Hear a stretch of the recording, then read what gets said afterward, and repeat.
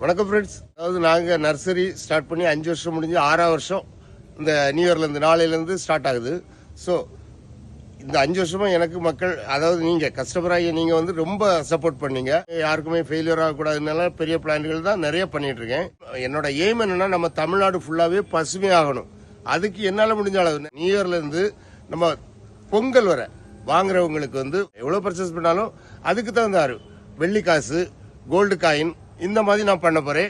Minimum ஓரளவு பண்றவங்களுக்கு எல்லாத்துக்குமே வெள்ளி நாணயம் உண்டு. நிறைய பண்றவங்களுக்கு வந்து கோல்டு காயின் அது கண்டிப்பா உண்டு.